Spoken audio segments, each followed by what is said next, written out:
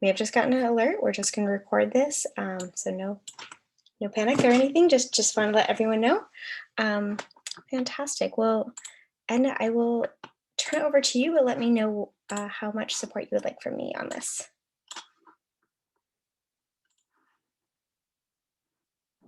All right. Thank you, Rachel. And hello to everyone. Welcome. We're very excited to have you here today at the SBC Virtual Challenge and looking forward to hearing your amazing ventures today.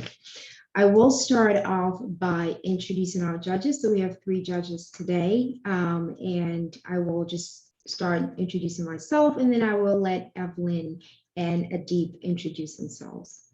So my name is Edna Otto. I am currently a business management strategist at Morgan Stanley in the Wealth Management Division in New York.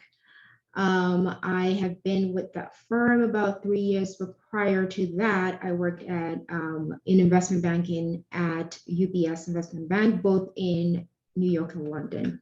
I'm currently a guide at the Resolution, and I am very, very excited to hear your pitches today. So I will let Adib and Evelyn introduce themselves, and then we can begin. Happy for you to go first, Evelyn.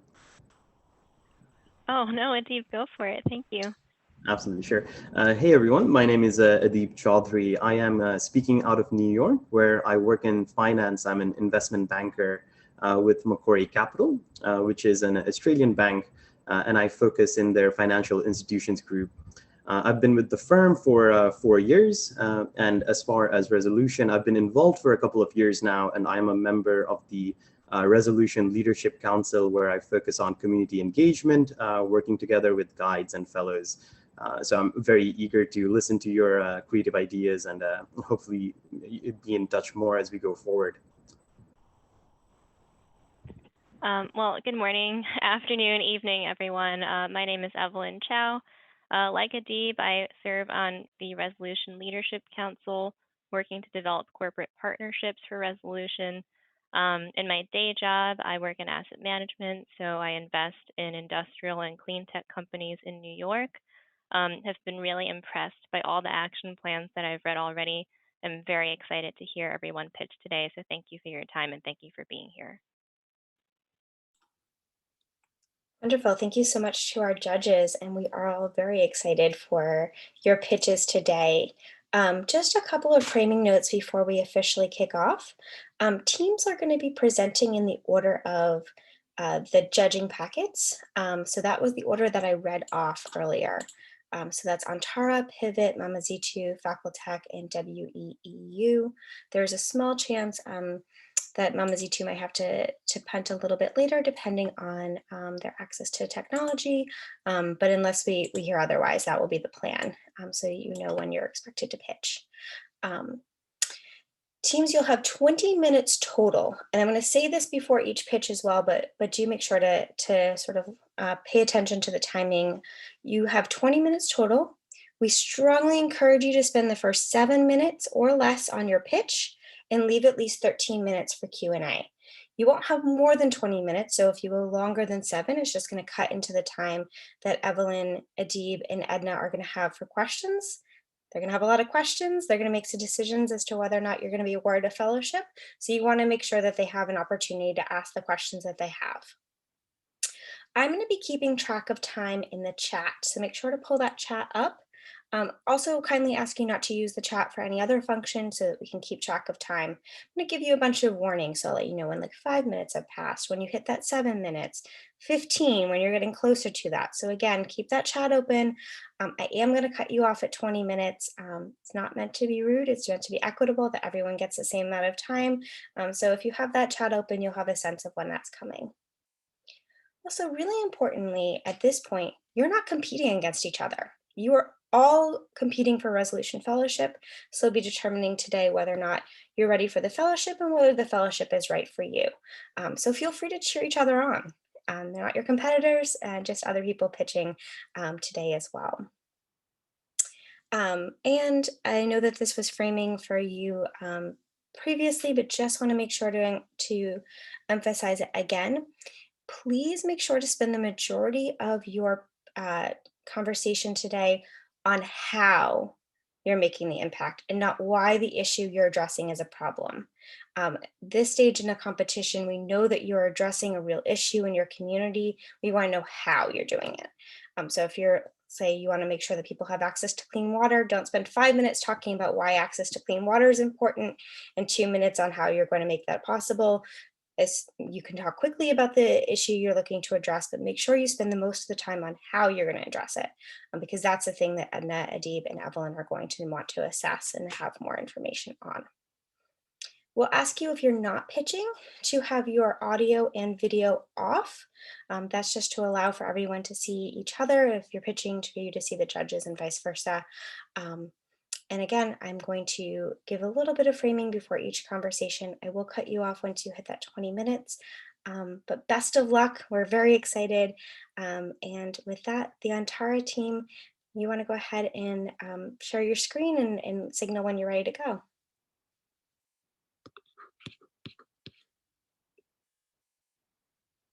Hello, can you see my screen? Saying that you just started sharing, so hopefully it will pop up in just a minute. There we go.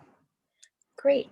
So reminder, 20 minutes total. Encourage you to spend 7 on the pitch and 20 on, or sorry, 13 on the questions. And you're welcome to get started whenever you're ready.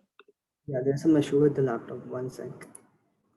I'll just reshare my screen. There's some issues. Yeah. Okay. Hello. So can you see the screen blanking out in the middle? Yes. Okay, so that's some issue which I'm having currently. I'll just reshare my screen.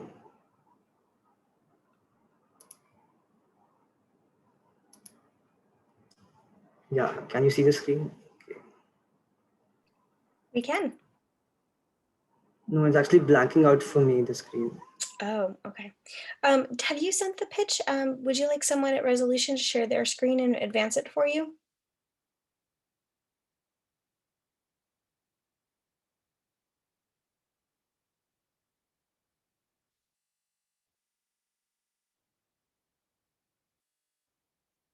Ishan?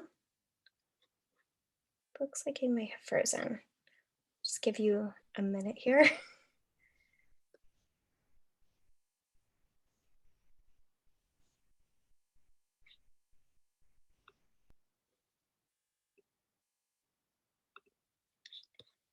All right. Well, maybe we'll look into what's going on with Ishan's connectivity.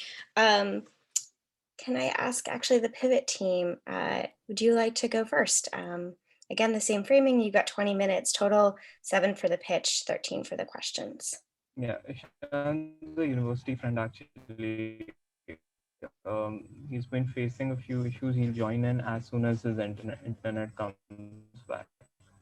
Perfect. And if you are in contact with him, do you want to just let him know that he'll be going second? I did text him. Oh, fantastic. Right, whenever you're ready, you can begin. Sure. Is my internet all right? I mean, am I perfectly audible? Yeah, it's breaking up slightly, but we can hear you and we can see your screen. Perfect. So greetings to one and all present here. My name is Harshit Bhavnani, and I am going to be presenting this idea on behalf of the entire team of People's Institute of Vocational Training. We abbreviate it as PIVOT, and we aim to make India more employable. So I studied and acquired my associate degree in mechanical engineering. And in that, which required me to intern at various manufacturing companies. And this led me to understand the the condition of the vocational skill development sector in India. It made me realize that a student belonging to a low-income community in India will not have the right opportunities to acquire these skills and be employable in their respective sector. 90% of Indian industries face a shortage of labor. And out of these industries, the workforce in these industries, 4.69% of the people working in these industries are skilled. The rest have acquired these skills informally or haven't acquired them at all before they join in. And it's not because people in India don't want to acquire these skills, but it is because the skill development capacity of India is 1/4 of the total workforce that comes into the industry every year. So, how does Pivot help in this particular scenario? Pivot is an edtech platform that works towards teaching these individuals and imparting education completely free of cost. After that, we test them using AI proctored examinations and provide affordable certification. And lastly, provide them employment opportunities, specifically targeting the low income communities of India, which is also our strategy, the three T's. We teach students free of cost. We test them with AI proctored examinations and train them by providing them apprenticeship opportunities, after which we give them certifications. Our two initial programs are going to be diesel mechanics for students who wish to work in the technical field and retail management for students who wish to work in the non technical field. After teaching our students, we would test them by conducting AI proctored examinations. Each course would approximately have 12 examinations. By charging an insignificant fee for all of these exams, we would essentially charge them $2.75 for each of the exams, and even if they, in case of failure, we would have a subsidized price compared to the normal fee. After giving these exams, they would be getting certifications for each of these exams. And once they've completed their 12 exams, they would be receiving opportunities for apprenticeships in organizations. For the purpose of conducting these exams, we've collaborated with Eklavya, which is an online assessment company that conducts AI proctored exams. And the solution that they've provided us costs barely 30 cents per exam. I would like to share a short case with you. So, when Narendra Modi, our Prime Minister, was elected, he started the Skill India initiative in India. And the flagship program of this initiative was the Pradhan Mantri Kaushal Vikas Yojana, which worked towards imparting 10 million students completely free of cost. And it failed due to various logistical reasons. And all of these logistical reasons are overcome by this innovative idea that you see right here. With ideas like self-paced learning, where we do not involve any kind of infrastructure. We can provide free education to every individual in India. After a lot of contemplation, we have come up to the decision that a functional organizational structure works best for us. The organizational chart that you see on the screen right now tells you how our team would exactly function. We would have 5 departments. The first department being the corporate relations department. This department would work towards finding market buy-ins or find organizations who like to accredit our courses or provide employment opportunities to our students. The second department that you see right here is the advertisement department, which will ensure that they develop a good brand identity using social media. The third department is the sales department. This department would be going to public universities and conducting seminars.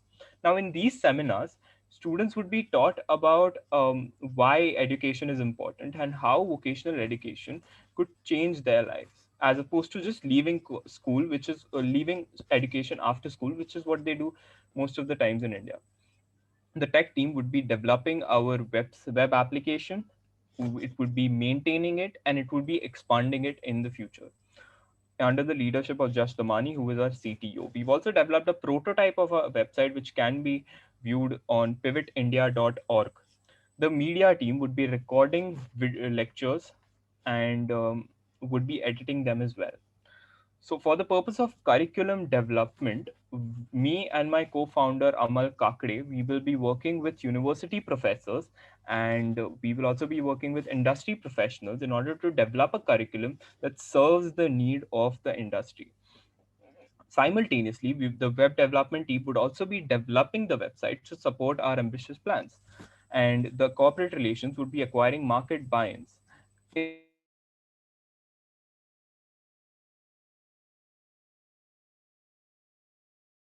with our professors and lecturers, and we plan on launching our website in the 6th month, while the first batch, which would consist of the 2 courses, would start from the 8th month. Our projected impact for the first year is that we would be teaching 200 students. These 200 students would be the active user base of our web application, while 40 students would be taking our courses and would be giving examinations and taking certifications for these courses. We've chalked out all the potential expenses that we might incur next year, and we believe that we would be requiring a funding of $4,850, and our estimated revenue is $1,638. So, in order to remunerate the faculty effectively, we've decided that we would be giving 5% of the entire revenue generating from their course to them, which would act as a source of passive income for our faculty. We've also been in constant connection with the Associate Dean of NMIMS University and the Chief Manager of TKIS India, which is also called Uday India, who are guiding us into understanding what can we do better in order to serve the community. Lastly, my team consists of 3 individuals. The one that you see in the middle is me. The one at the right is Amar Kakre, my co-founder, who will be handling the personnel, and the CTO, Jash Damani, will be handling the technology aspect of it. He's also developed a prototype for our website, which could be viewed on pivotindia.org. We also have a sample course outlined ready if you wish to view it, and we would love to talk about our future aspects as well. Thank you. Thank you. We have just about 11 and a half minutes for questions. Thank you very much, Harshit. Seems like a really interesting venture. And you did say that you have a sample course outline. Currently, what is the stage that you're in? It looks like this is going to be a platform, just trying to map it out in my mind. What stage you're in, and what's the next big step for you to take to get this into actuality? Okay. So the first thing that we are going to do is we are going to be collaborating with university professors, sitting with them and developing a robust curriculum for our courses. After we've developed this curriculum, we would be moving on with recording these videos along with these professors from the 3rd month. So we are looking at launching in the 8th month from us receiving the seed fund. And it would take 8 months for us to actually um, get get into the business, and yeah, everything could be seen on the roadmap right here. And so right now, the first step is to work with university professors. Have you started doing that yet? Do you have any traction there, or it's just initial stages and conversations? So yes, we have had initial stages of conversations because it's been really difficult because of the COVID-19 pandemic to actually meet them in person. We've tried cold emailing them. We've also got on calls with a few professors, but nothing has been substantiated yet. We are still looking for professors who would be interested in developing the curriculum. We've seen interest, but we've not um, moved ahead with it.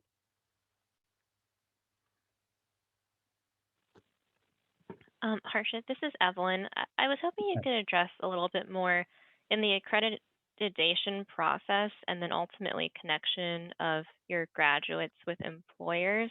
I mean, how do you envision that bridge? Similar to Edna's question on cultivating faculty relationships, have you cultivated any relationships with any potential employers? Yes, we've been speaking to a lot of potential employers. Um, the fact is that it's easier to get employers for non-technical courses like retail management that we're offering, but industries are reluctant to collaborate. But we've gotten connection with small businesses who are very happy to have our students, and About accreditation, we have two plans with regards to accreditation. The first plan is a 6-month plan that you see over here, where we are essentially looking for industry accreditation, where companies accredit our courses. And after 2 years, we would be applying for accreditation by the NSDC, which is the National Skill Development Corporation of India.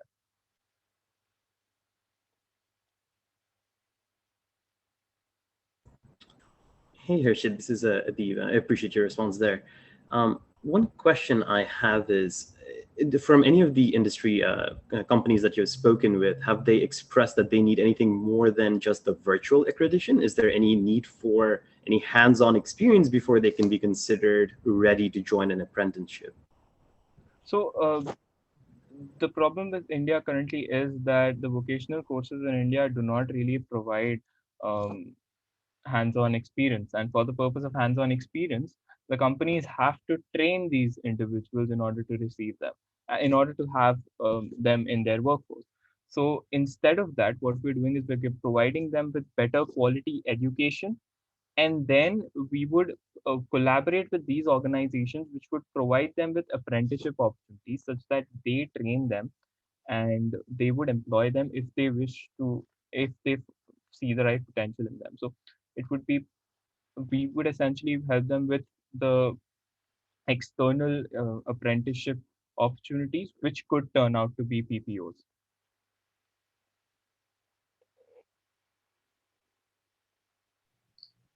So you did mention that the first cohort will be 200 students, and then 40 of the students would be awarded certification. So starting off with the first cohort of 200 students, how are you looking to get those 200 students?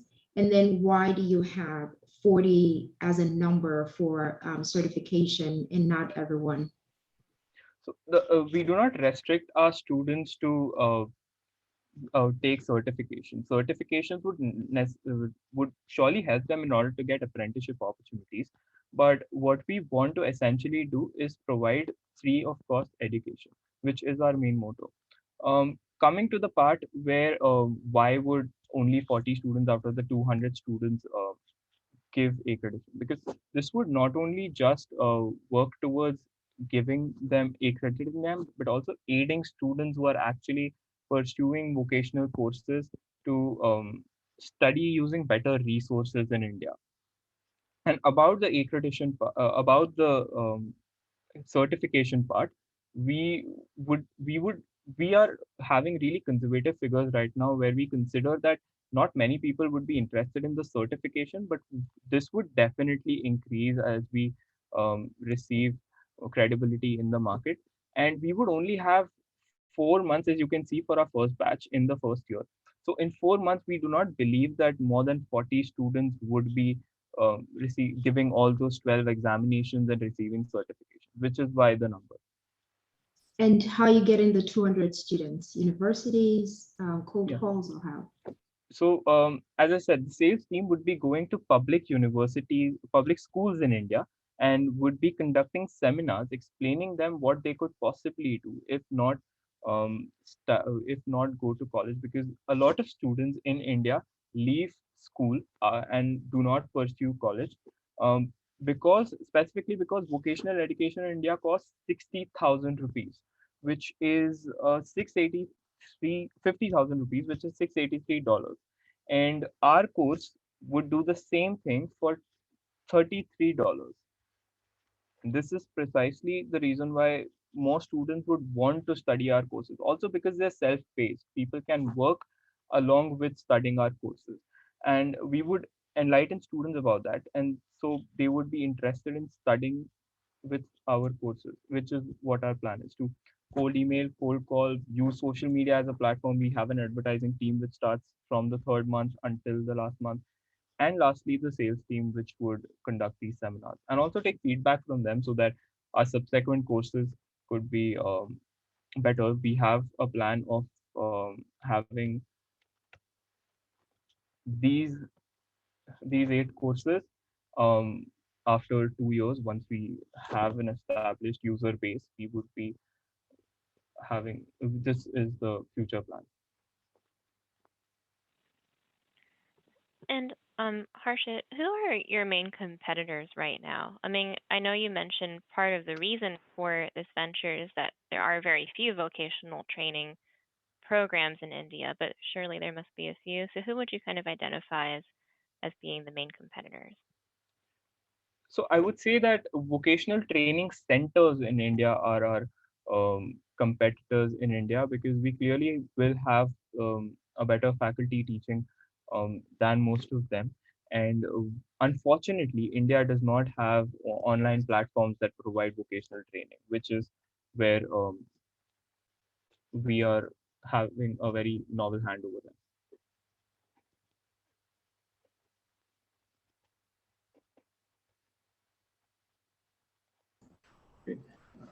One thing that I'm trying to wonder about here is the scalability of the platform. So to clarify, the platform you're building, is there any personnel limitation? In other words, do you need to get additional employees in order to scale from 200 students to, let's say, 500? Or is it entirely just videos that are very easily scalable across the platform?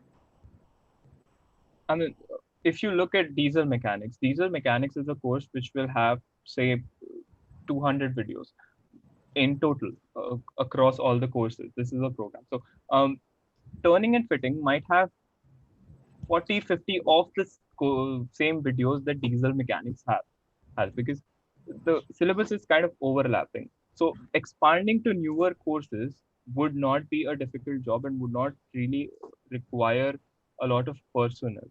But as far as, yes, once we scale up, we would definitely require individuals for logistical purposes that we would not require in our first year or second year. And yeah, moving forward, we would have to employ a full-time videographer for continuously recording as well. So once we have a dedicated user base of, say, 5,000 or 6,000, we would want to continue creating this informative content in a continuous manner. So we would definitely require a larger personal base.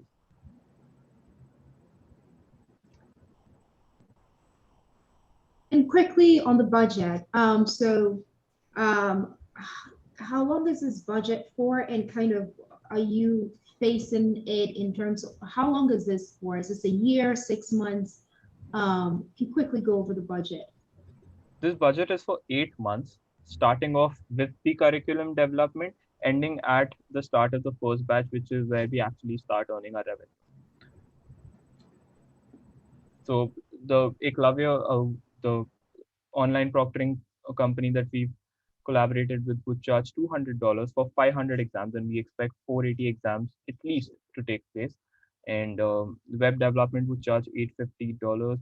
It would be divided up in between 3 individuals. Video recording equipment would charge $600. We would be having a studio to record these two courses for a period of 6 months.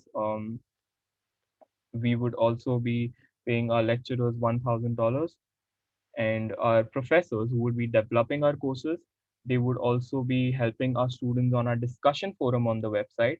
And thirdly, they would be creating question sets for the examinations that we're going to conduct.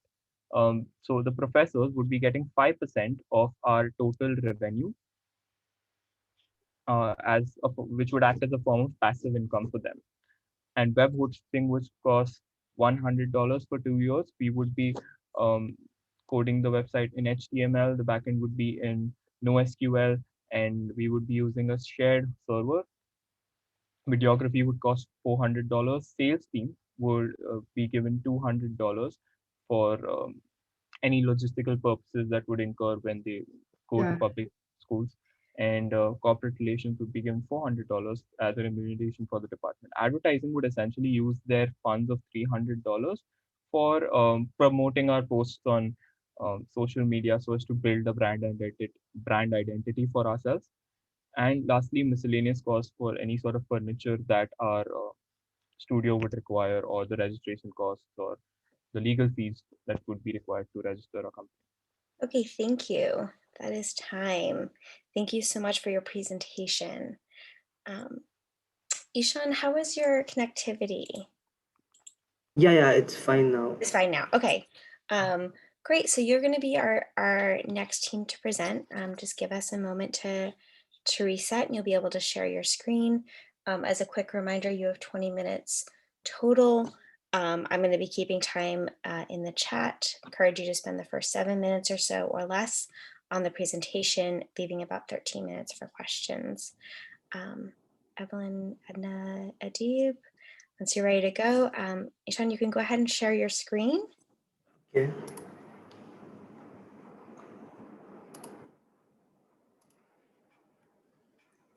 Yeah. I believe the Great. screen is visible. Perfect. And whenever you're ready, you can begin. Okay.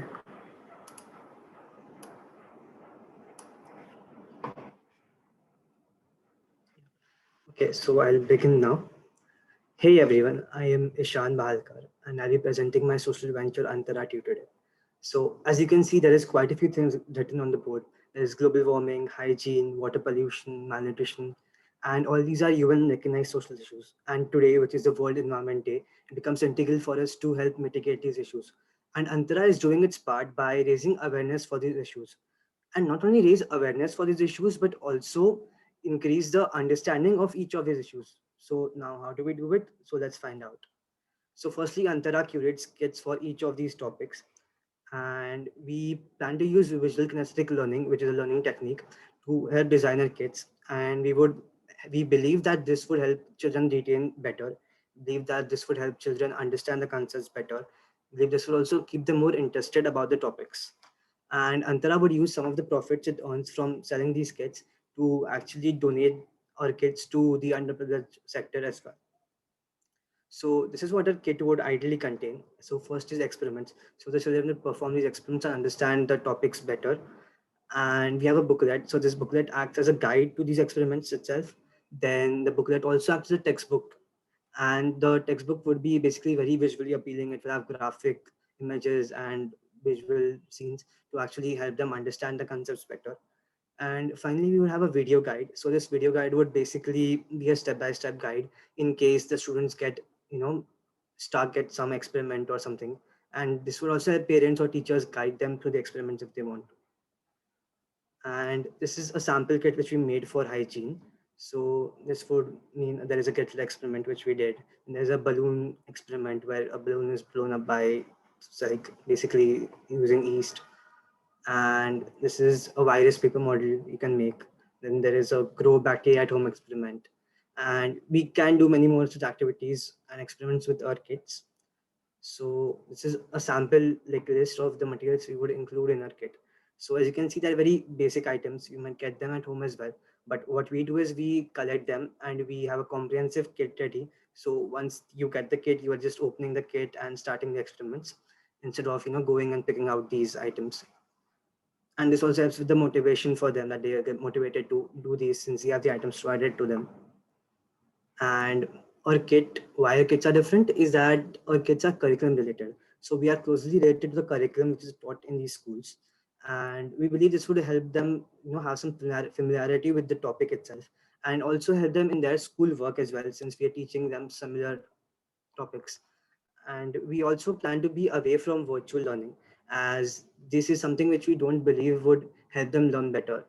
And especially in such a day and age where everything has become online, hands-on learning becomes more important, as this helps them understand the concepts better and experience the learning themselves. And we are also catering to different languages, as Antara is like trying to cater to the underprivileged market as well. We believe that different languages would be necessary to actually cater to these underprivileged children. And what we researched, and we realized that many people are interested in our kits. And we also believe that teachers are interested in using our kits for their learning sessions, for their teaching sessions. And also that teachers believe that it is very efficient to teach using such kits. And after that, we also realized a target audience. So we realized that we can cater to metropolitan regions across India, and we will have an age group of 9 to 12. So we researched and realized that this group would benefit the most from our kits. And also we would have an audience of around 10 million children across India from all economic backgrounds. And this is a working model. So firstly, we would develop a particular kit. and then we would assemble, we would like basically order items and we would assemble kits, and then we would sell these assembled kits to children individually. And this might be done through social media marketing campaigns, word of mouth, or private educators or schools. We can go to these schools and educators to promote our kits. And finally, using some of the proceeds from the kit itself, we will distribute free kits to underprivileged children. So more on that, we plan to follow a 2:1 model, wherein two kits which are being sold would mean one kit is being donated to an underprivileged child. And we will not only donate these kits, we would actually go to these areas, to these underprivileged schools or NGOs teaching underprivileged like children, and you would go there and teach them personally. And we would believe that the target area for this sort of program would be Mumbai and its nearby regions. And this is a sustainability and opportunities in the future. So we believe that we can become more sustainable in the future by increasing the number of kits we are selling, and we believe this can happen by increasing our economies of scale, and this will help us grow further and increase our impact. And we will also try to collaborate with schools and educators to gain more traction for our kids, promote there, and get more growth. And we can also try to develop different kits, different offerings, different products to in the future. This would actually help us grow better. This would help us gain a larger market and also increase our impact. And we can also partner with CSR initiatives to sponsor kits for the underprivileged kids, as this would help us basically increase our impact in that particular sector. And this is a breakdown of our budget for the 6 months. So in the first 6 months, we will have such a budget. So our expenditure for the first thing would be the kit cost itself. So we believe that making a kit would cost us around $4.4. This includes the packaging cost, the assembly cost, and the distribution cost. And we plan to make around 750 kits in the first 6 months. And we also believe there will be an R&D cost involved with the kits. So this would mean booklet design, booklet translation, vendor development, media development. And we are planning to make two different kits in the first 6 months. So this would incur a cost of $370. And we also believe we will incur certain marketing costs in the first 6 months. We will incur a legal and registration cost for the company itself. And we will also incur some salaries, let's say for the design executives or someone else who's helping us with the marketing and logistics. And we believe that we will sell around 500 kits in the first 6 months. This would give us an income of around $5,500 in the first 6 months. And we are requesting from resolution budget of like funding for about $4,700. So these are our current collaborators. So all these people are teachers and educators in their sectors, and we believe they would help us provide insight into the children. They would help us with the kit design itself. They would also help us with the underprivileged children. So let's say Dr. Sanjay, he's a teacher to these underprivileged children. He goes to tribal areas and teaches them. So we believe that these allies would help us with that. And also we believe that we have like talked to schools, and they are underprivileged schools, and they're willing to actually bring us there and help us like have a seminar for with these kids. So yeah, that is it from my side. Thank you. If you have any questions, please feel free to ask me. Thank you. We have about 12 and a half minutes for questions.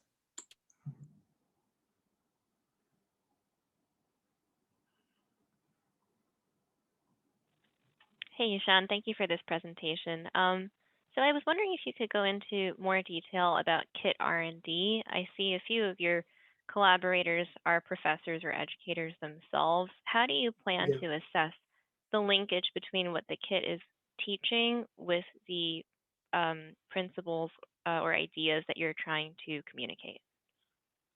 Yeah, so firstly, we will look into like we talk to our allies who would help us connect the two, and we will also look into other volunteers who would be willing us to help. We would look into subject matter experts who will help us develop the kit itself. And I personally have been a science student in the past, so I believe I could bring some knowledge to developing these kits itself.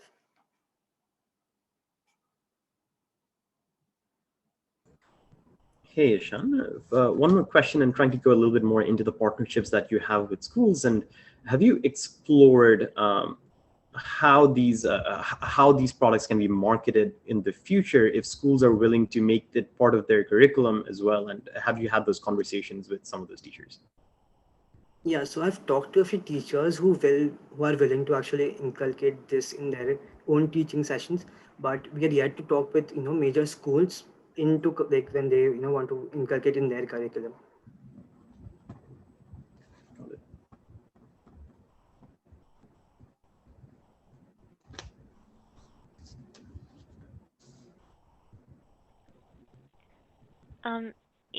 Sorry, Edna, go ahead.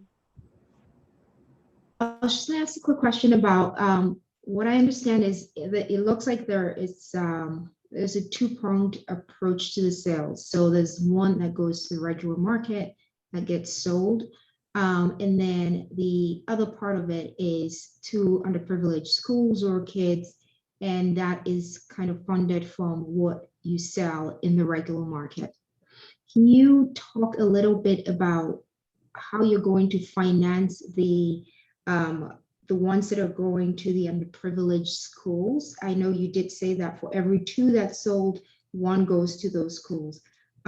Is this something that's going to, have you worked it into the budget, or this is something that's going to be financed somehow, somewhere? Okay, so yeah, so I've worked it into my budget. So as you can see, I'm planning to make 750 kits, and I'm planning to sell 500 kits. So I would have planned for the making of these kits as well.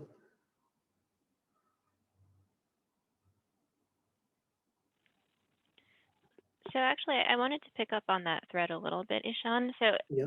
it does seem if you sell the kits for $11 and the cost of production is almost $4.5, and of course you're donating 1 kit for every 2 sold.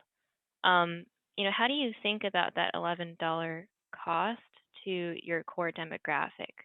Have you done any work to understand, what is a typical household or teacher's budget for a kit, and is this sort of on the lower or higher end of that? Okay, so I did 2 things. Firstly, I went into the market. I looked into other kits of similar, and they were similarly priced. They were in Indian rupees. They were priced from 800 to 1,000 rupees. That is around $1.1 or $1 to around $1.5. And also, I conducted a survey where around 50 to 40 to 60% people, were able to pay me around like 600 rupees to around 1,000 rupees. That is around $0.9 to 1.3, $1.4.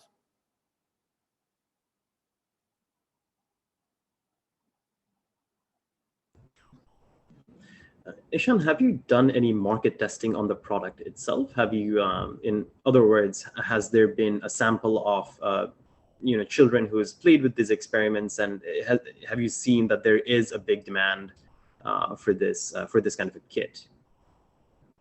Okay, so while I've not done any external market research, but I have siblings in my house. I've tested the experiments on them to understand if they have understood from this, and I've also tried to make the experiments which are proven experiments. So these have been used in the past to teach children, and I have made sure that these experiments are from that.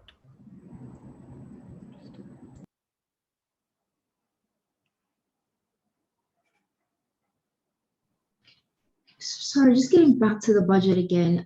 You did mention that similar kits in the market cost about $1. Is that right? Sorry, I made a mistake. It was $10.1. $10. Yeah, I'm sorry, I made a mistake. Then it was $10. Yeah. And then yours will retail for 11. And for Yeah. each 2 that you sell, 1 goes to underprivileged. Yeah, so each 2 kits goes to 1 underprivileged. Okay, I just wanted to clarify that competitor price. Yeah. Thank you, Edna. I'm glad you did. So sorry to keep on asking all these budget questions, but of course it's an important element.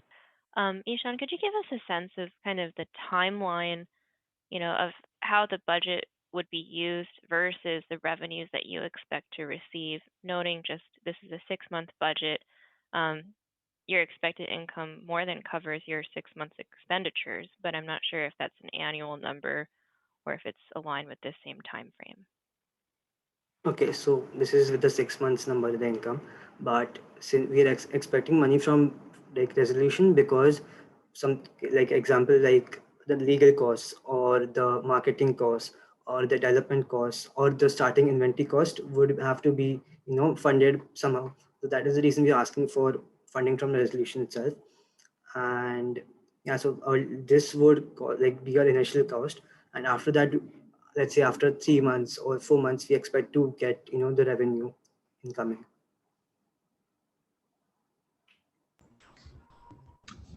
Off the back of that a little bit, and this might go along with the market testing, but more in terms of the market demand. I think you've mentioned you're expecting to sell 500 units. Did you say that was for 6 months or 1 year? Remind me. 6 months. 6 months, got it. What makes you confident in that number that you will have 500 sold? Because I think the reason we're asking so many budget questions is because it's you'd need to meet that demand in order to be sustainable longer term. So how confident are you in that number?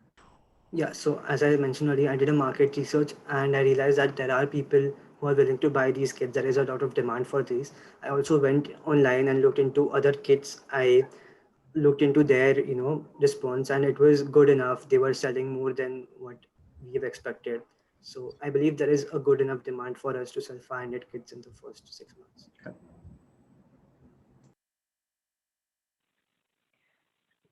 Perhaps returning to the social impact of the venture. So I know you mentioned that all the donated kits will also be supported in person with education from your team. Can you talk a little bit about the people who will actually be going into the community with the donated kits, and also what inroads you've made to, I guess, connect with some of the communities around Mumbai that you hope to serve? Okay, so we plan to send a volunteer who is interested in doing such social work, and we would send these people to conduct these seminars, let's say with 50 kids to a particular school near Mumbai, and these volunteers would then conduct the seminar, and they would be trained by us. So yeah. And then have you connected with any of the kind of target schools that would receive the donations at this point? So I have talked informally with a few schools, but not in a formal manner, and they are interested with having us there.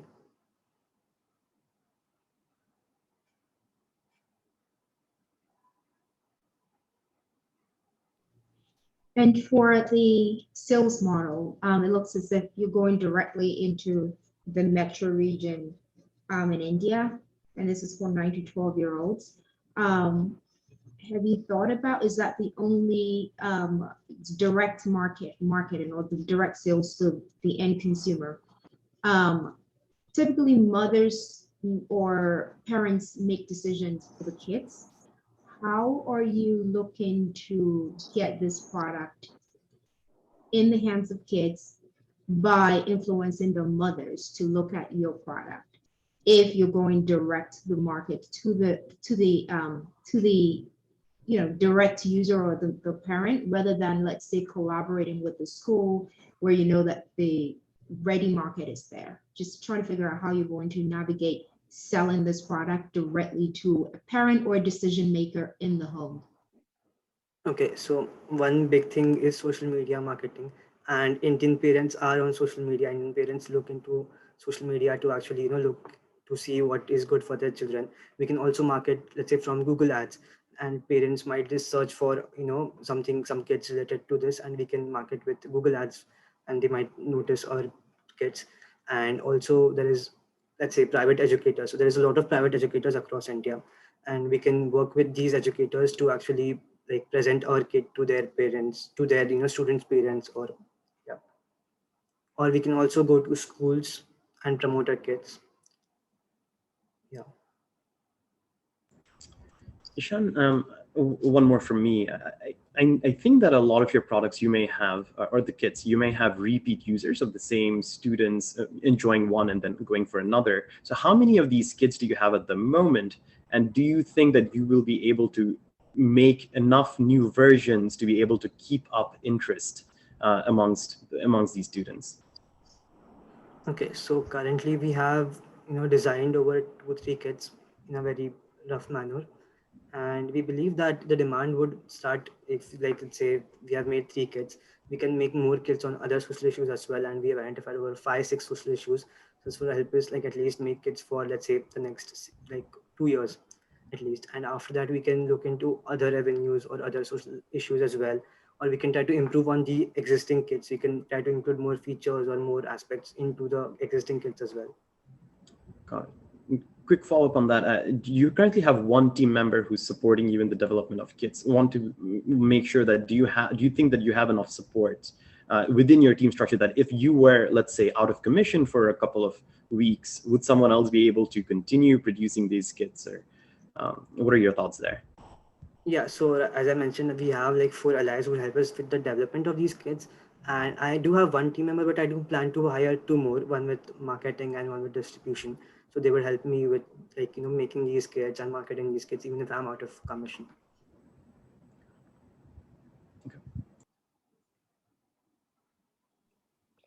Fantastic. Thank you so much. That is time. Thank you, Sean, for your presentation. Yeah, thank you. Okay. Enoch, it looks like we have you on the call.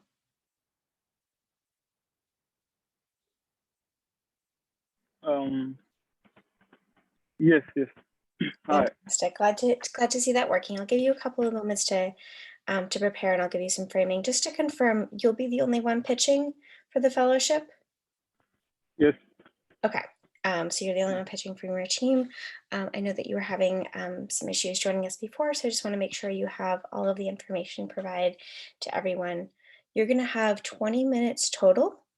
Strongly encourage you to spend the first 7 or under on your pitch and leaving at least 13 minutes for questions with Evelyn, Adib, and Edna. And you're going to be able to share your screen if you have a presentation. If you need one of us to share it for you, please just let us know. I encourage you to spend most of your pitch on how you'll make an impact and not why the issue you're addressing is an issue. You can, of course, frame the issue, but make sure to spend most of your time talking about the impact that you're looking to make, how you're going to do it.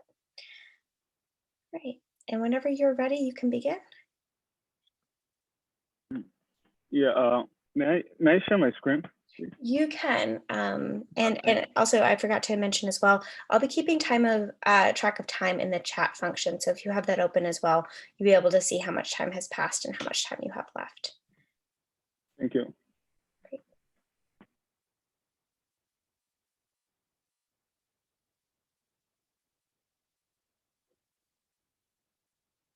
Do you see a green button down at the bottom that says share screen?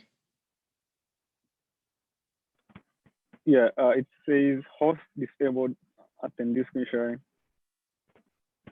Okay, let me fix that for you. Just All right. a moment.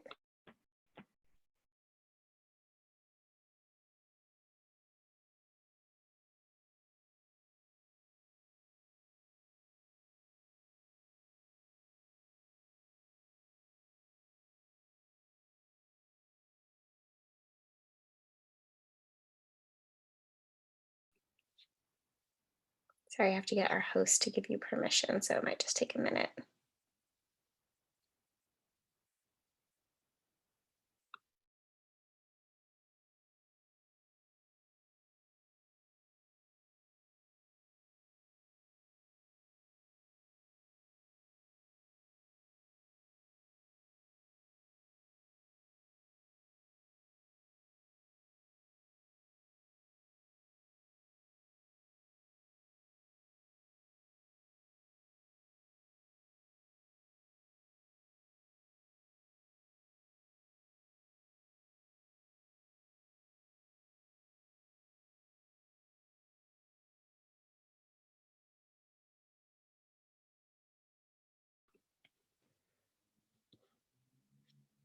Does that button come up for you?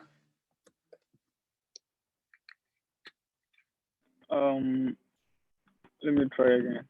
It still says the same. Host disabled attendee screen sharing. Okay. Unfortunately, I'm not the host, so I'm just trying to get that permission shared for you. Just give us one moment.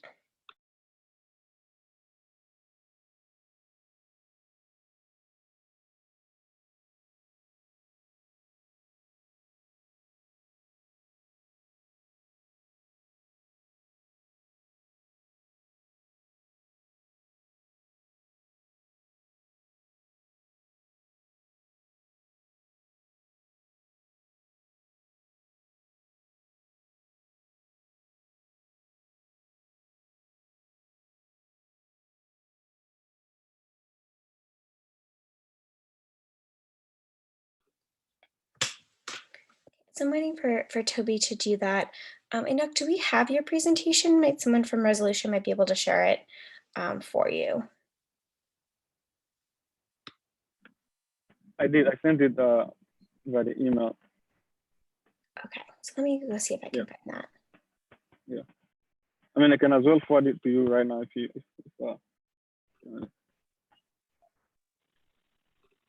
Right. Shall I see it in our In our- room too? Okay, it looks like Carly has it. Toby just said he has made sure you have permission. So let's try it one more time. And if not, Carly can't. Carly can do it for you. Are you able to share now? Not yet. Okay. Okay. Great.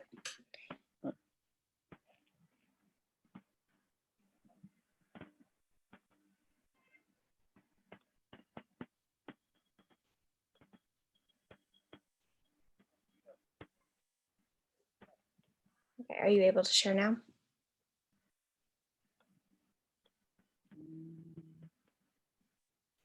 Let me see. Let me try one more time.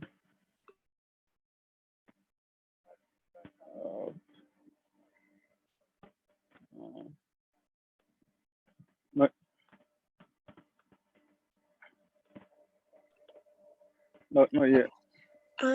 There we go. So Carly's got it up for you. So you'll just have to say next, and she'll be able to advance the slide for you. So again, you'll have 20 minutes total. You'll have encourage you to spend the first 7 on your pitch and 13 on questions. I'm going to keep track of time in the chat.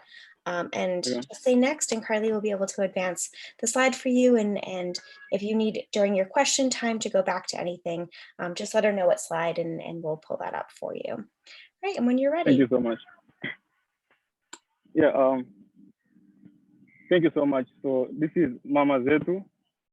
Mama Zetu aims to ignite an inclusive community where women can unite, cooperate, and provide healthy and authentic food options, both to our local community and businesses, but also doing it sustainably. So these are women who previously had a joint project in Ngoshawashi village, so that's the village I'm coming from.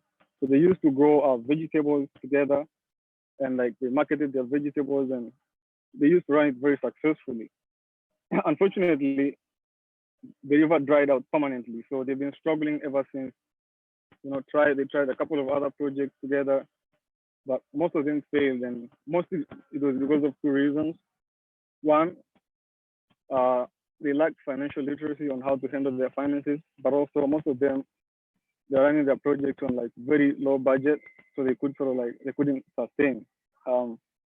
So when you try to share this project with the community around us, try to share with the women, the village elders, they're all very accepting, and they're excited about the idea or the prospect.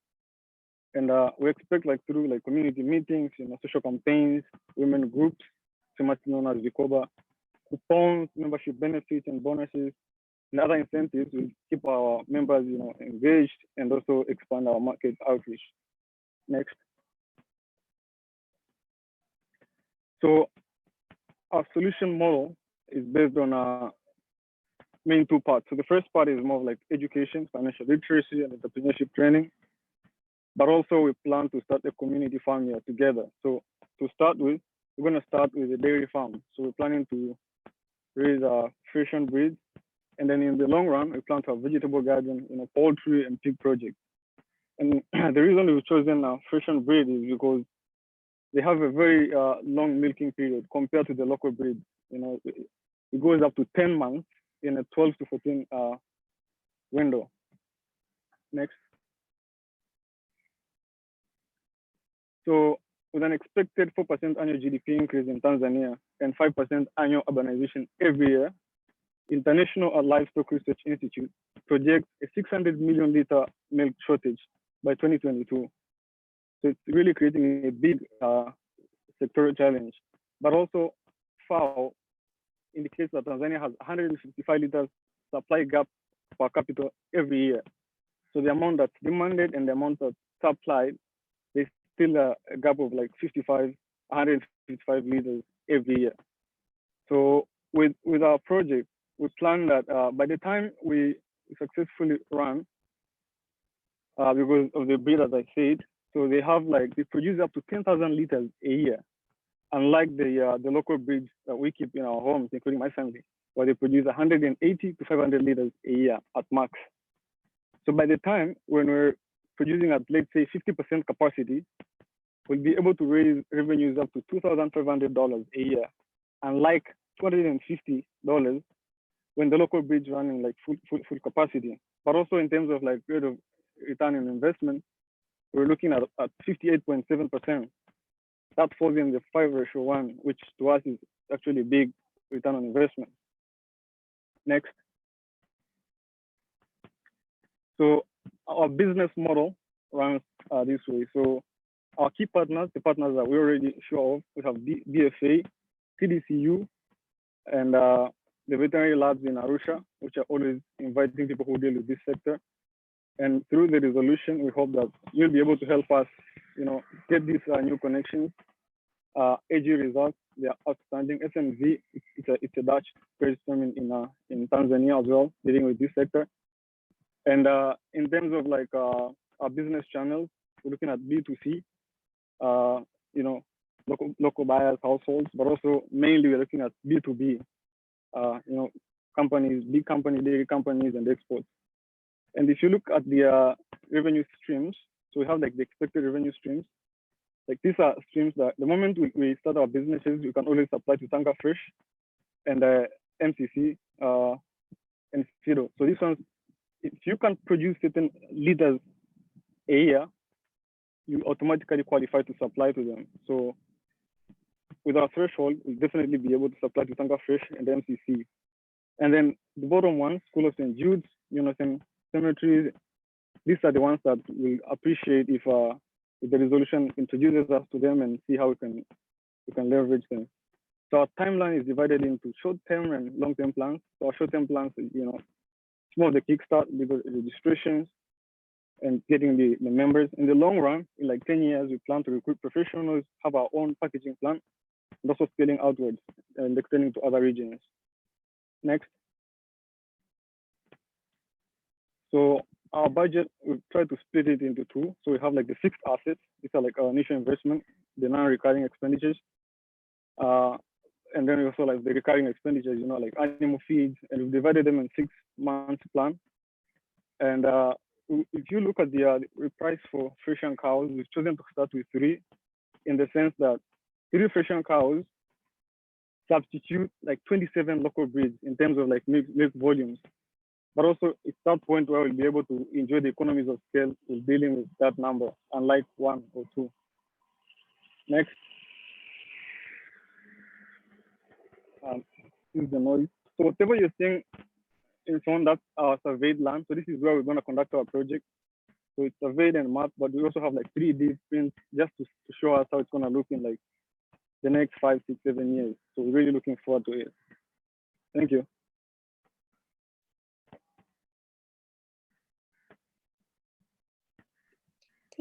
Thank you. We have 13.5 minutes for questions.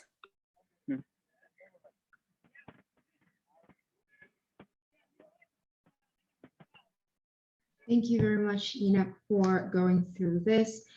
Starting off with the first plan or first action plan, which is the financial literacy before you go into the dairy farming. Is there a curriculum? How are you going to initiate this financial literacy? What is like, how does it look like? If I am one of the women, walk me through my experience with Mama Zetu. Yeah, so if you look at our partners, our key partners, BSA, Builders of Future Africa. So these are our first partners who have conducted like similar programs. So when we reached out to them, they are willing to like provide this, like budgeting, and that's why if you look into like point number 4, we have like marketing, budgeting, and also want them to like start their own like bank account so that they can manage their finances better. But also one of our members, Margaret Kimario, who's a co-founder, she's a businesswoman, so she has so much experience. So we're also expecting to use this part of her experience, plus my background in financial economics, a degree in financial economics, to try and sort of like teach them like how to manage their finances, you know, budgeting, savings, and all kind of stuff.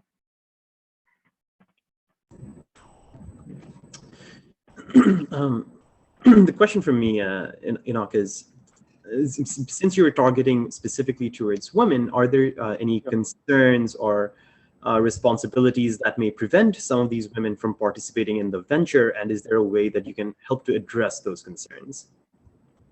Thank you for that question. That's a nice question, actually.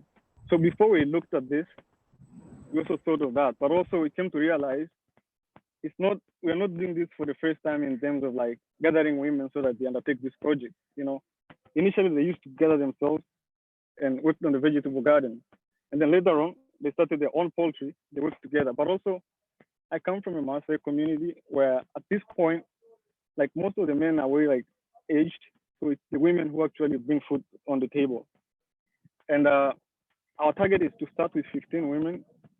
And as I said, we're having like 3 cows that are equivalent to like 27 like local breeds. So on average, it's technically like 1:3 in terms of like 1 woman to 3 cows, which is the usual number with local breeds in our communities, 1 or 2 cows. Yeah. Enoch, thank you for this presentation. So I had a question, I guess, first about kind of infrastructure needs and costs. I noticed in the first 6 months, one of the key priorities is actually drilling a well and building a water tank. Are there other infrastructure related needs that the community has that need to be satisfied before you can start kind of building the framework for the dairy farm? So most of the infrastructure is more like the technical part, you know, the training and everything. Because also, as I highlighted earlier, so the land that we're gonna build, the setup, like it belongs to one of the members. So we already have that part. The idea of starting with a well is to also help us with construction, you know, because people back home, you know, like they go fetch water from the taps or wells from other places and it's there. So the moment we have this one, it's gonna help us in terms of like all the other infrastructure that goes from there. Just piggyback on the part about the land that will be provided by one of the members. What is it a donation to Mama Zito? Is it a partnership in terms of ownership? Who owns that? Just make sure that we're clear on that, because that's a key to the dairy farming. Yeah. So actually, the land belongs to me, the founder. So when we're discussing of where to get the land, at some point we're thinking about leasing, and then we realized, what if in 5 years we expand way too much and probably the owner doesn't want to like give the land back to us. So we agreed that the first 3 years we're not going to pay anything, and then from there we're going to be paying an installment for that land after 3 years when we feel like we're already established and we're actually generating some constant revenues. So that's the plan. And we could have indicated that in our budget, but our budget is more like 6 months to 1 year, so we don't have budget for second and third year. Otherwise, would have included like those net expenditures that keep going out. got it. And then the first 3 years, nothing. That's the agreement. And then when you start paying, is it paying to eventually own it for Mama Zito, or paying continuous leasing of the land? Sorry, please repeat the last part. After 3 years, when you start paying, is it paying to eventually own the land for Mama Zito, or it's just leasing the land on an indefinite basis? Yeah, so the idea is to value the land and then try and discount it. So we know, like, if you're gonna pay, so it's more of a plan. If you're willing, let's say, to pay $100 every 2 months, after let's say 36 months, you'll have paid full the future price of that land. So that's how we're planning to keep it. So after some years, it fully belongs to Mama Zito, and that will allow, you know, further expansions and like fully ownership. On the same topic of finance, and apologies if I missed the business model here, is there any financial investment from the participants themselves on an upfront basis? And I may have a follow-up based on the response. Sorry, may I get the last part? Yes, absolutely. The question is there any financial investment from the participants themselves upfront? Oh, I see. So at the moment, their financial contribution is labor. That's the main contribution. It's labor. So instead of us hiring people, their participation comes as labor. So that's the main contribution at the moment. Got it. And then my follow-up question to that is, and this mitigates it, is if any of the participants wanted to leave the venture at any point, how does that impact the venture itself? And are the participants able to exit seamlessly if they have a particular share or if they have finances within the venture? Are they able to extract it without causing disruption to the venture? Thank you so much. That's a very nice question. So as it stands, our equipment was going to be based on it's more of like need-based, because it's not only 15 women that really would love to be part of the program. And our plan in the long run is to have more of them graduate the program, have their own initiative. And then later on, they can just be coming back as, like mentors, all that kind of stuff. So if it comes to a point where one member wants to leave, it's all good. We'll have to recruit somebody else in the waiting list, because the plan is to increase the number of members as time goes, because we're still looking forward to expansion. So the first 15 members will be like the very lucky ones to go through the recruitment, but we also have more of our waiting list, or the ones who will be joining the program as it expands. Got it. And for the financial aspect of that question, are they able to extract any investment that they have in terms of their labor or any profits that were made? Yes. So the plan is to have 50% of the proceedings going back to them. And that's why from the beginning, we also have the idea of like bank accounts. So, but also we will be providing coupons.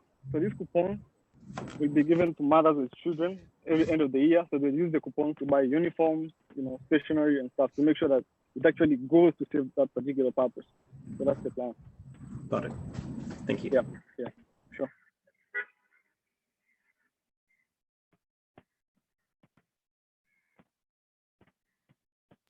Since the dairy farm is key to the revenue model for this, what is, is there any form of security for these very important assets, which would be the cattle? What is the security model around them to make sure that those assets do not get, stolen or anything? Like, how are you making sure that the land that these cattle are on, you have security protection for them and they continue to be secured, because it's very central to the revenue for this business? Oh, that's a nice question. So if I was to share the the three models for the layout, first thing is that there is a wall that goes around it, because the plan in the long run, as I said, is also have poultry and pigs, and you don't want this to be in an open space, you know what I mean? But also in the long run, one person will be staying in the compound. So because if you're dealing with like pigs, or let's say poultry like chicken, they need like 24/7 somebody to be there 24/7. So by default, we'll be having somebody in the vicinity, plus the wall as well. So as time goes, we'll keep acquiring like more assets. We also sort of like strengthen our security as time goes. We'll be looking into more options like KK security, which is found in Arusha and that kind of. But for the start, we probably don't need them, but in the long run, definitely yes.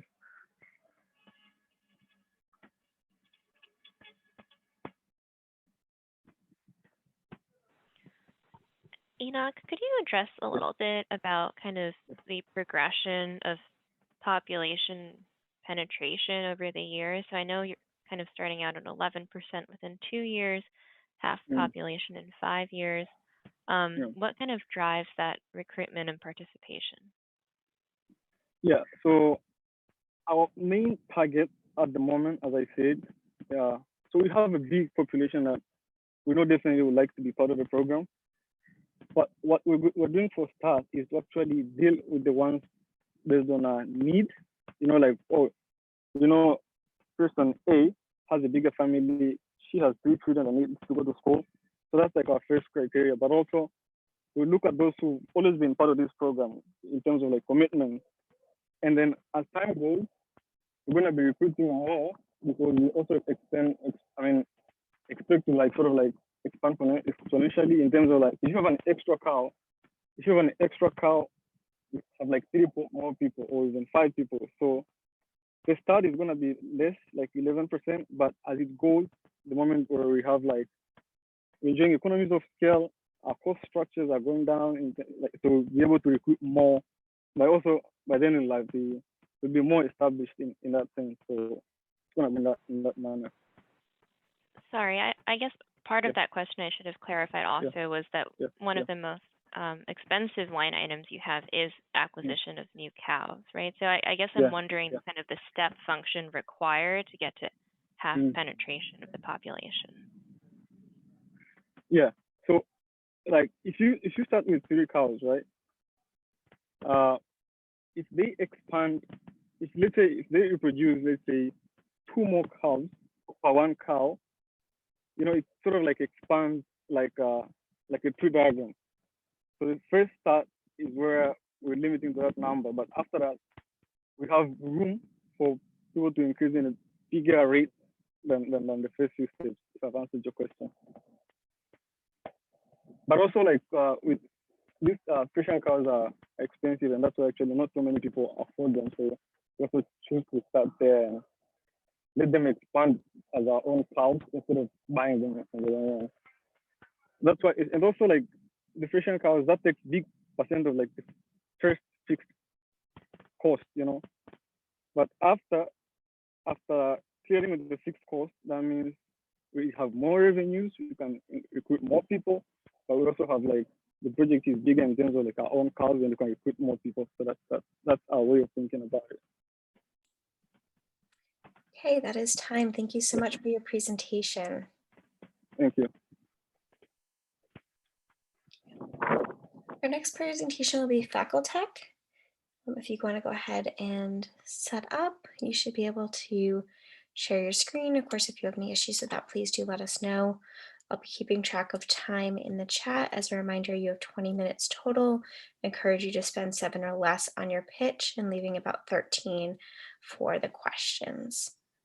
And whenever you're ready, you all may begin.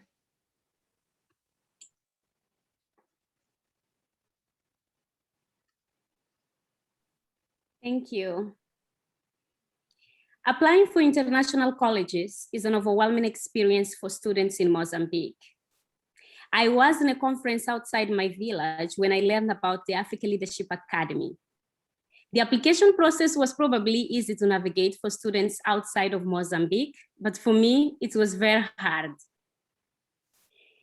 I faced problems understanding the requirements on how to fulfill them, since there were some small costs associated. My parents could not even afford the printing expenses. That's why I had to sell cookies in school, where I raised enough money to print the 7 pages application form for the African Leadership Academy. The application form had to be submitted by mail, through scanned copies. Both of those options were not possible for me. So I had to travel miles to be able to borrow a computer, where I completed the application process. All this was made possible because I had a mentor from Project for Peace and Peace Corps volunteer, supporting me on all the stages. While this problem seemed to be unique to me, it affects a lot of Mozambican people. As a solution to the problem identified, we started this venture where we support students navigating the international admission process. This includes informational sessions about schools and admission requirements, financial application forms, scholarships, and steps needed by them to be taken to apply for colleges. We also provide personalized support to help students make their profile stand out, such as directing them to volunteering activities, skills trained such as personal storytelling.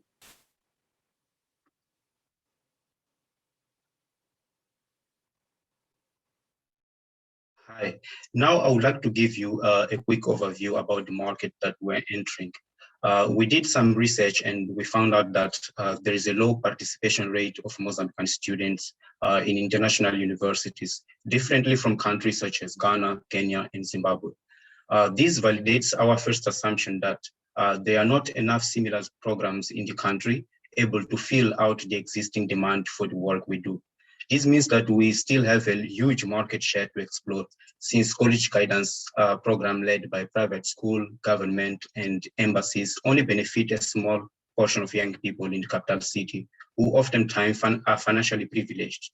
So we differentiate ourselves in the fact that we are able to serve a large geographical area and able to accommodate young people from a diverse background.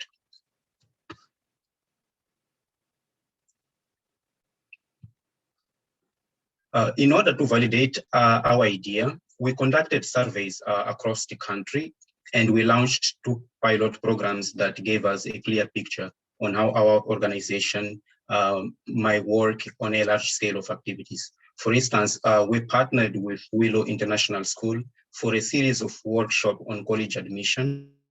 We were happy with the idea. We gave one-on-one guidance to 3 students, which we picked from the audience, and one of them managed a full scholarship in Morocco. Also, we gathered young people from the youth parliament across 11 provinces of Mozambique to guide them through the African Leadership Academy application process last year. We had several finalists from our pool of candidates, and one of them got accepted.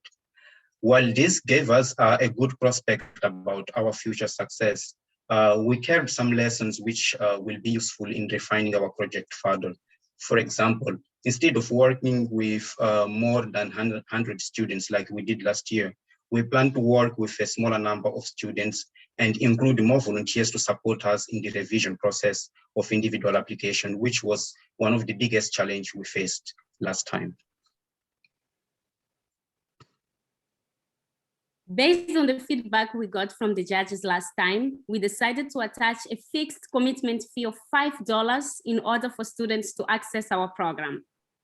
But the cost of attendance can add up to $30 per student, depending on the individual advising needs. For example, students will inquire extra charges if they request special assistance with standardized tests, English language, or paperwork. This will help us ensure our sustainability, since this revenue in fee will help offset our variable operation expenses. We would like to emphasize that these amounts are computed taking in consideration the lowest income in Mozambican as a country. So we made sure every student can afford them independently of their socio-economic background.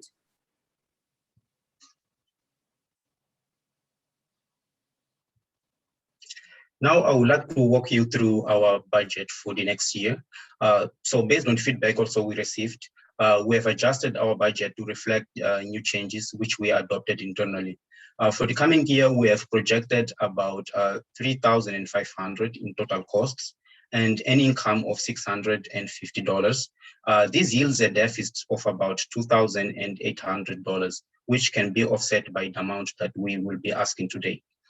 You may refer to our application for the breakdown of the main costs that we anticipate in order to get started. They are mainly fixed costs which respond to the need our organization has in order to support about 30 students, which is our target advising capacity for next year. Now, I would like to introduce you to our team. Estela contributes a significant difference in our ventures dynamic because she's a Spanish major with a minor in business communication at Westminster College. And she's very exceptional in teaching languages, fundraising, and establishing partnership with organizations and volunteers who can best support our mission. That's why I'm thankful for having her on board as we plan for our next journey. Thank you, Paiva. There is also so much gratitude coming from me towards the involvement that Paiva has in this project. Besides attending the Africa Leadership Academy, he has now double majoring in accounting and finance in the American University of Beirut. He has experience in designing websites, efficiency, and strong skills on IT, video editing, web design, and finances. I'm grateful to work together to ensure we bring educational opportunities to young people back home in Mozambique. We also would like to thank the judges for the feedback that they gave us last time, and also thank for the second opportunity for the resolution project. Now we would like to open space for questions and answers. Thank you. We have just under 13 minutes for questions.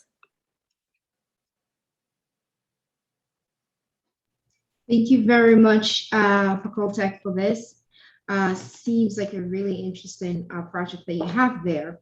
I just want a bit of clarification when you say this is a venture that supports students who are trying to navigate international college application process. When you say international, do you mean open to all universities across the globe or just Africa? Because I did get a lot of the examples coming from Africa.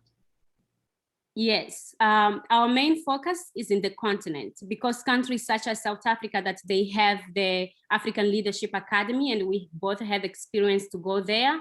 We have experience in how to apply, and we know the academy. So we are more focused in the African continent.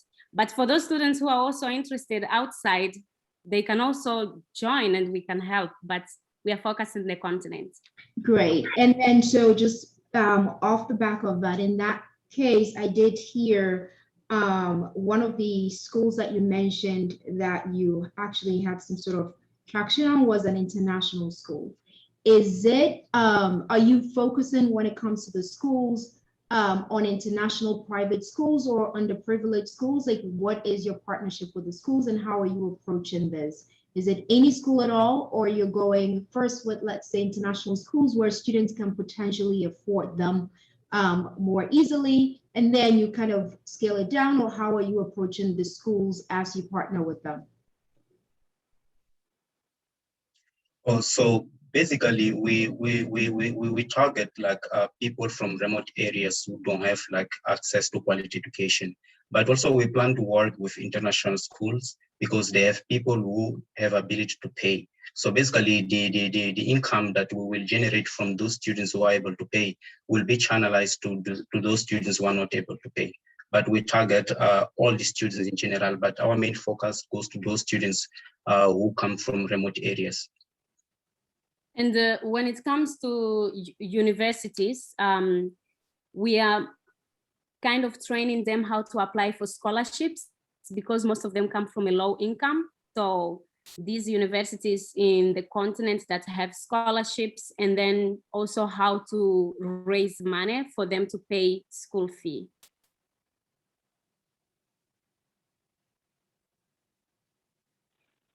Did that answer your question? Yes, thank you.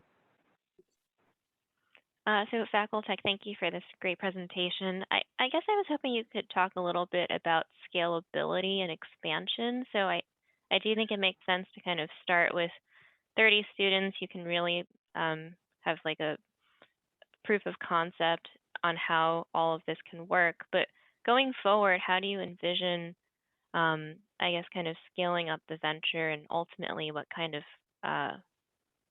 throughput are you targeting? Yes, so we are first planning to have a group of volunteers in Mozambique that will be located in different states to support those young people. And besides that, we are planning to create a website where we'll be uploading different video contents, because Mozambican official language is Portuguese. So if the students want to apply for a school that they speak English, they need to learn the language and they need to practice that. So we will be creating those materials and putting there and connecting those volunteers with the students as a one-on-one mentor. That way we can work together, because as we move forward, many people will be reaching out to us. I remember last time when we had our webinar, over 1,000 people kind of reached the page, but over 300 people contacted us. So the numbers are increasing, and two of us, we can't do this alone. We need people of other young people around Mozambique who can support us. So our capacity mainly will depend on the number of volunteers we have. Let's say the two of us can support, let's say 30 students, I mean, but then let's say 4 volunteers or even 5 volunteers, they can help us scale up our activities. Great. Of the back of that topic of volunteers, it seems that a lot of the service that you'll provide is going to be personalized. So I'm trying to understand, what does some of that service contain in terms of personal advice, and how much of the content that you'll be sharing is scalable in terms of, videos or other packets that you might be sharing. Can you ask the question again? I didn't. Yeah, absolutely. I'm trying to get a better idea about, for your volunteers, what is the content of some of the advice that they'll be sharing, and what percentage of the resource that you'll be providing is actually just videos or other booklets? Yes.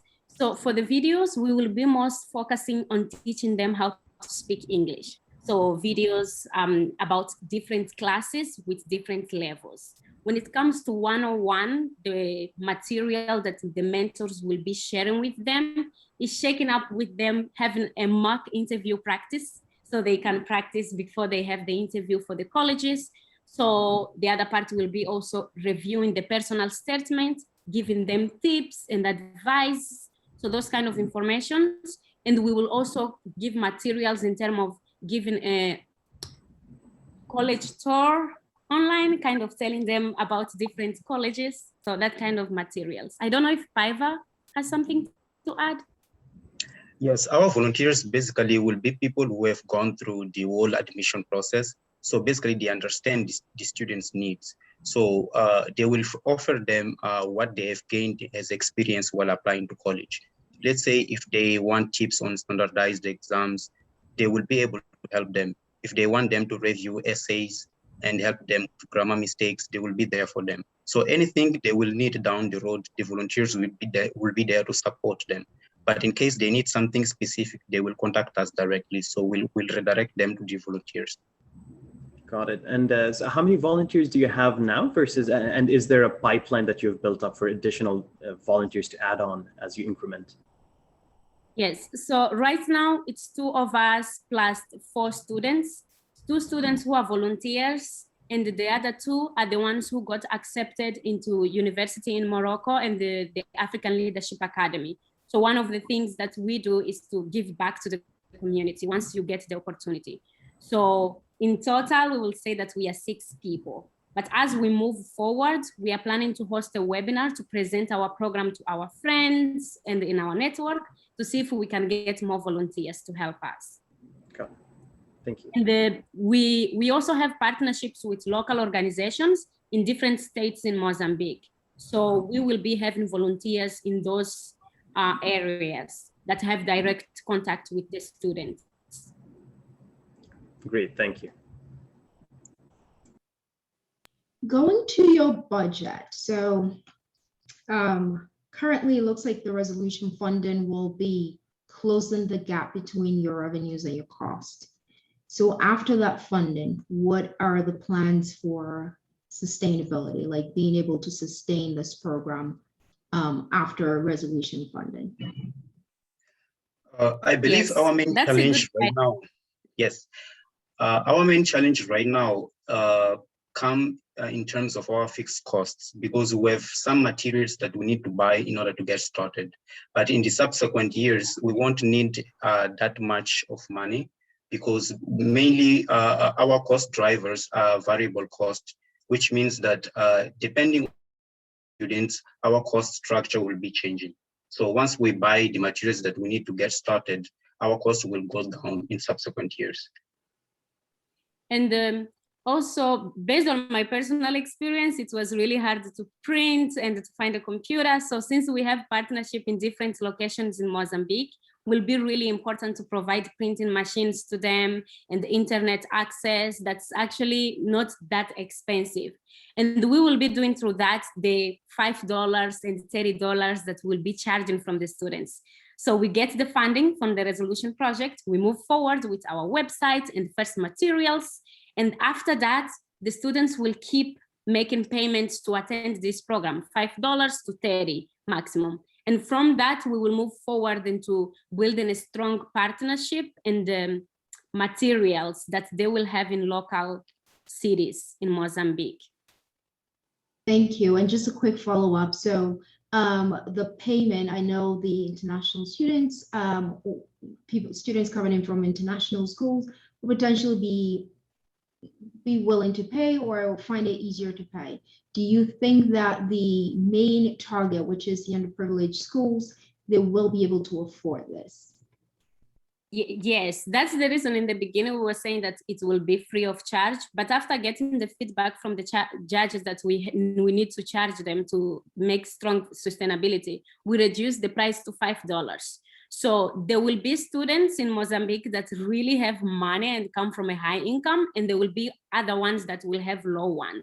So Pive and I are planning to kind of differentiate based on their scholarship. So we will create a survey that we will understand what's their financial situation and how much we can charge them based on their family income.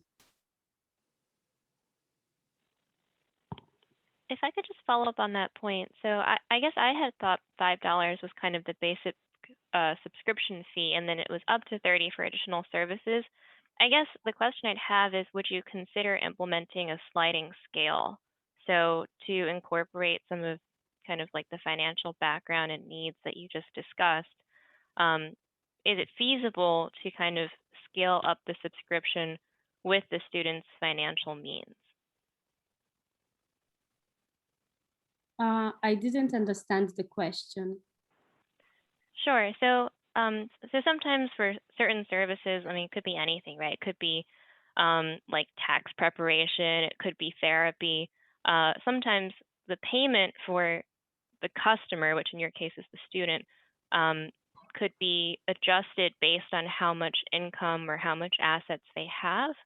So I'm wondering if that kind of model is possible for you, where maybe for lower income students, $5 is appropriate, but maybe for higher income ones, $100 is appropriate.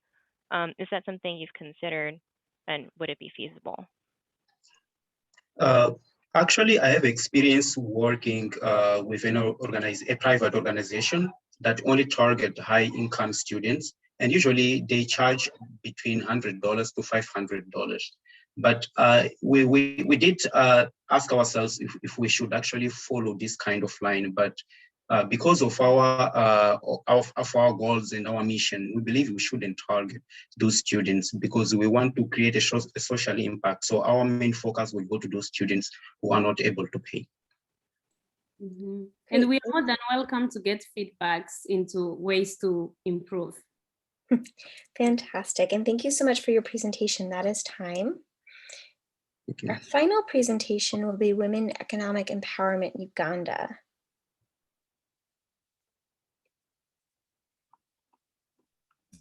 When you're ready, you'll be able to share your screen and begin.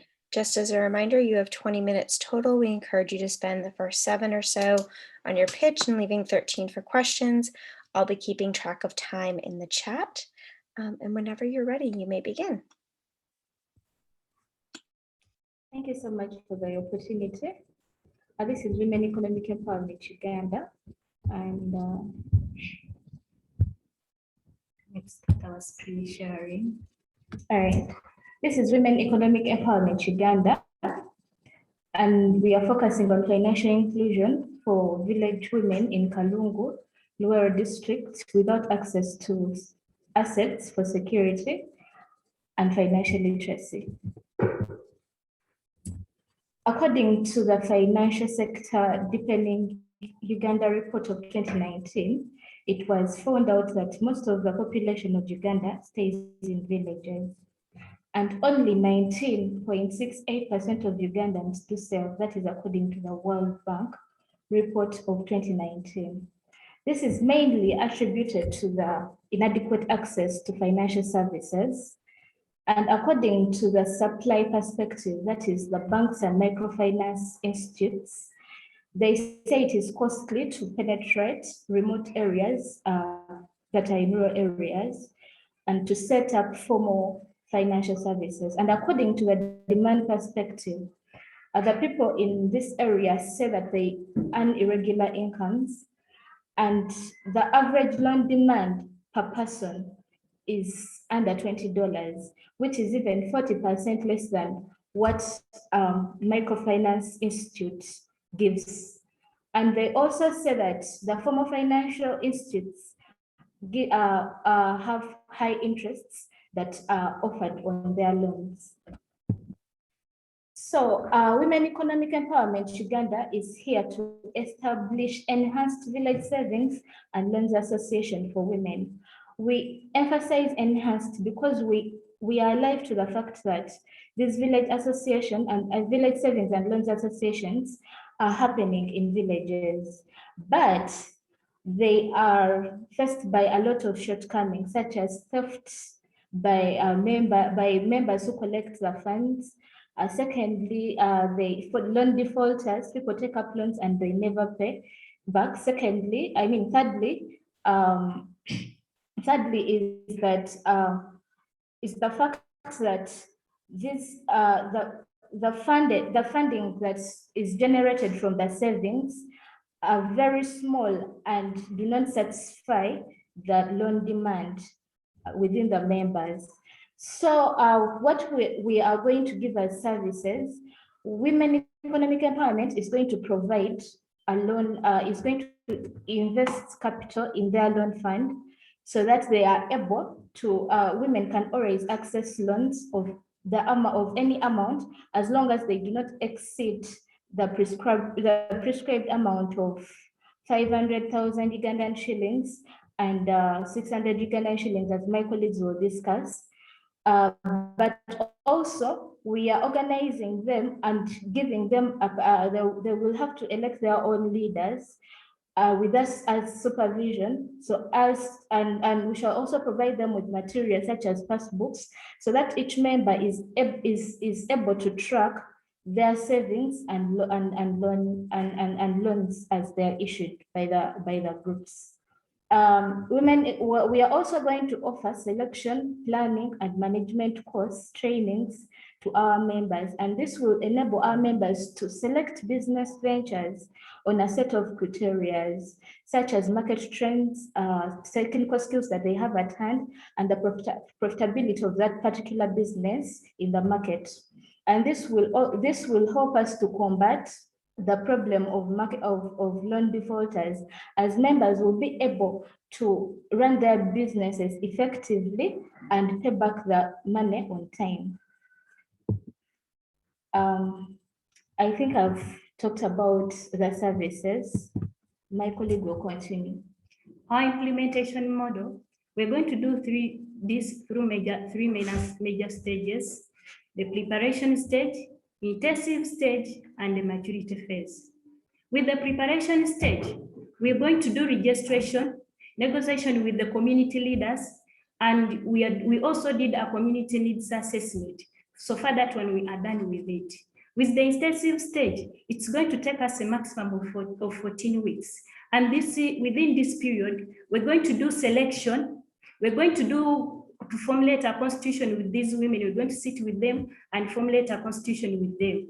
We're going also to have loans and savings meetings where these women are going to start saving and discuss with them on how they are supposed to get a loan. Within the maturity state, with the maturity phase, we're going to, the members are going to be given authority. For us as the group, as the Women Economic Empowerment Uganda, we're going to be doing less supervision at this stage, and we shall leave members, since we have already elected with them the potential leaders, to do management, and less of our supervision will be needed. By that, we're also going to leave them formulate a date on which they are going to get their accumulated savings at the end of the cycle. And this will be at the end of the year. Why village savings and loans association? They contribute to the social capital in the community. They are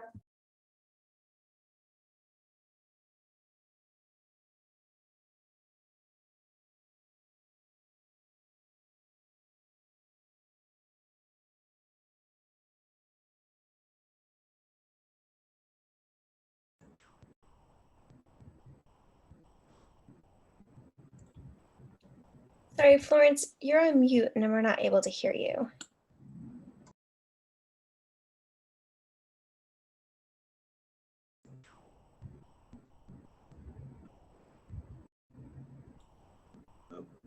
Sorry about that, Florence, but you're on mute. Oh, sorry.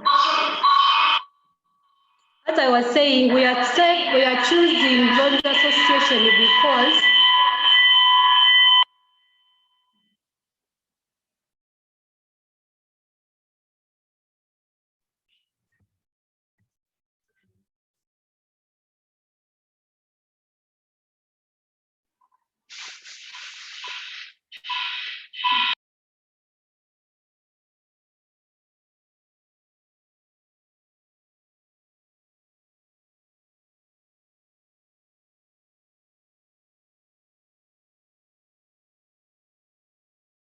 Uganda, as Women and Community Empowerment Uganda, we aim at impacting more especially the women and the community.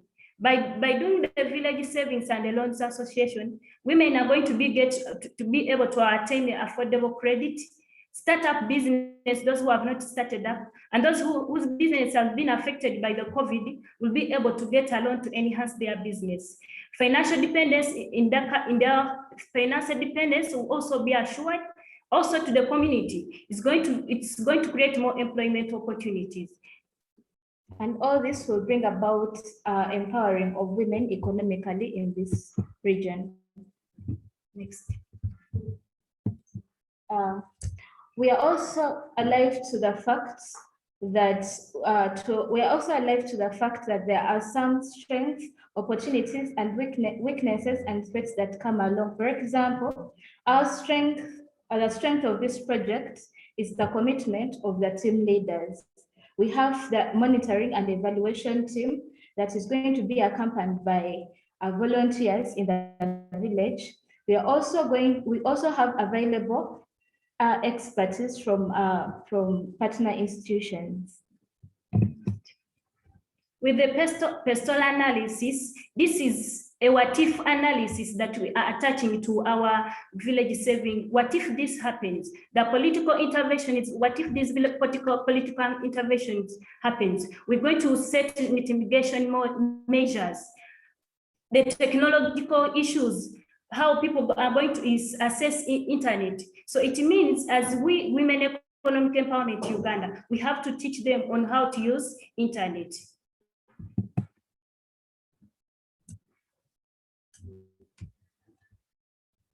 Our business model, we are having a minimum share. Our members in this Village Savings and Loans Association will be saving on a weekly basis, and the minimum share per week will be $0.6, and the maximum share, since we know that they earn irregular income, will be $2.78. We are also going to give out loans to our beneficiaries. That is if they need them, and of course they need them to expand their businesses, and others have dreams to start up businesses. And we are going to offer loans to people who own existing businesses of $166.67, whereas startups will be getting loans of $183.8. The existing businesses have higher maximum loans that are going to be given because the risk of them returning back the money is less, of not returning back the money is lesser than the risks of starting up business ventures. Florence can proceed with the budget.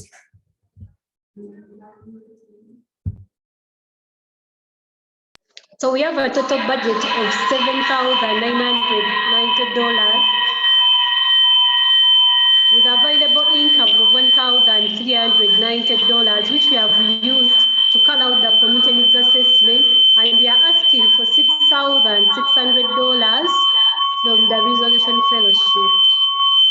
Hey, Florence, I think we're getting too much feedback. Is there any chance you can use the audio? Are you in the same room as Alicia? Maybe you can use the audio from there.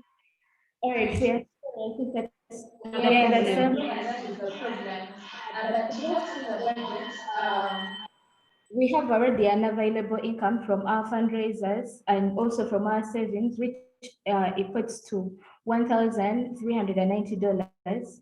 Our total budget is $990, but what we request from the funding is $6,600. Our revenue streams, we're going to earn our revenue from the percentage that the interest percentage that we are going to earn from the loans, and also we are providing materials that are required to operate these VLCs. And so such materials include seats, and these seats can always be rented to functionaries that are happening in the communities, and from this we can earn revenue. Thank you. Any questions? Thank you. We have about 8 minutes for questions. Corinne, I might start off here. And first of all, thank you so much for your presentation.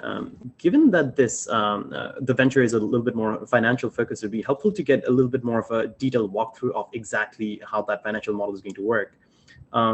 Would you be able to walk through how the venture itself is going to be making money, which I believe is the service charge, and for the participants, how will they be making, the beneficiaries as a whole, how are they making money through that interest? And I'm wondering if the pool of loans that you will have, is there a chance that that might be shrinking over time if, because of the service charge or anything else? I can answer that. We don't hope to be shrinking. First of all, these women will be saving their money on part of the loan that we're going to give them. Themselves, they are going to be saving money. On that money they are going to be saving, that money is also going to be rent out. And that money is also going to be earning a service charge. The problem that is being faced by the existing village saving groups is that the members earn irregular income and their savings are always not enough to satisfy the loan demand. So what we are doing, in addition to the savings that they are bringing onto table, we are also putting in our additional fund that is also going to enhance the services in order to meet the loan demand of the members in the groups. I hope we have answered your question. Yeah, I believe so. And what was the amount of the service charge itself, if I just for confirmation? 10%. And we also have a maximum loan that we give in order to. We have a maximum amount of the loan that we give to our members. We do not go beyond $166. Yes, and that will help us in managing the finances that we have. Got it. Okay, I appreciate that. Thank you for the presentation, and perhaps just a quick follow-up on Adib's question. So the 10% service charge that you determined, I guess one, inform that rate, and how does it compare to potentially other loans that these communities could access, which I understand there may be very few or none, but just want to get a sense of the 10% and what informed that. The 10%. All right. We were, Jennifer, could you answer that? The 10%? The 10%. I've not understood well the question. Okay, pardon your question. Yeah, sure. So I guess I'm just trying to understand, the 10% that you are determining, is that maybe in line with other loans that these communities may be able to access? Or I guess what are kind of the factors that went into determining, 10% versus 5% versus 15%? All right. We are using 10% because most of the existing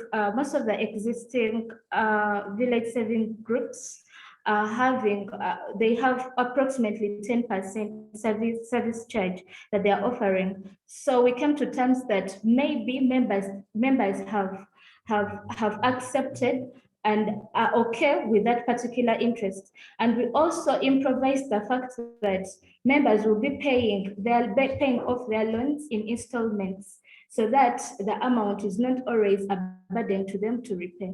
I'm also adding, the existing service institutions are also charging a percentage of service charge, which is above 10%, like 11%. Some of them go to 20%, which is not like these women cannot be able to service such a loan.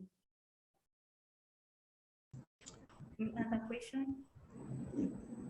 Would it be okay just to use a very quick example of that? So for $100 loan, there's a 10% service charge. So the venture itself makes $10, and the interest rate that the loan taker is paying, was that 10% as well, or was that a bit higher? The loan that's pardon? So, I'm happy to repeat. For a $100 loan, if the service charge is 10%, so that's 10% that's taken away for the venture itself to continue for costs. What is the interest rate on the loan itself? Is the loan taker paying an additional amount to go back into the fund? All right. The loan fund goes back into the groups, but the service charge is the one that is taken by the venture for sustainability. That is if what you asking. Yeah. Got it. Okay. So it's only the 10% as a whole is the cost. Understood. Yeah. Thank you. Can I get a quick clarification on the pull-in? So I'm struggling to understand, are you pulling the funds, initial loan fund, from the women themselves? All right, we are pulling the loan fund from the women, but we are also aware, since there are their income is irregular, the savings are very small to satisfy the loan demand. So what we are doing, we are investing in, addition to what they are saving, we are also investing more money so that to satisfy the loan demand of the members. Have we answered or something like we should add? Members, what these village savings are doing, they give savings and loan services to its members. But we are also aware that since our members earn irregular income, they are not able to save enough money to cater for the loan demand in the group. So what we are doing, we are investing into their loan scheme so that to satisfy the demand of the members within the group. And I can add, even these members, the money they are saving alone, it cannot be able to facilitate if a member needs a loan to start up a business. It cannot facilitate these members. Like 5 people need a loan and they are saving that amount of dollar. That is very little for 5 people to get a loan. Then as we are coming and investing more in that so that people can facilitate their loan demand and start up businesses or expand their businesses so that they are economically empowered. That is it. Edna, did we answer your question? Yeah, good, thank you. I know that we're a little short on time, but wanted to ask one more. Is there someone within your team who will be reviewing the loans to determine which loans are given out? In other words, a loan officer. And if there's an instance where they aren't able to pay back the loan in time, do you have any concerns that, you know, that your total amount of funds within the pool is going to be less than what people are owed? Trying to think of some of the legal ramifications, if you've thought about that. Yes, I know the time is short. Yes. Okay. Let me answer this shortly. We understand that some people are fond of defaulting the loans. That's why we follow a certain criteria, eligibility criteria before we give you the loan. First of all, you have to have guarantors within the group to authorize to give you a loan. You also have to monitor how you have been saving within the group. If you have been inconsistent in saving, then you do not qualify for a loan. So we have a list of eligibility criteria that we follow before we issue out a loan to anyone within the group. Okay, thank you. And that is time.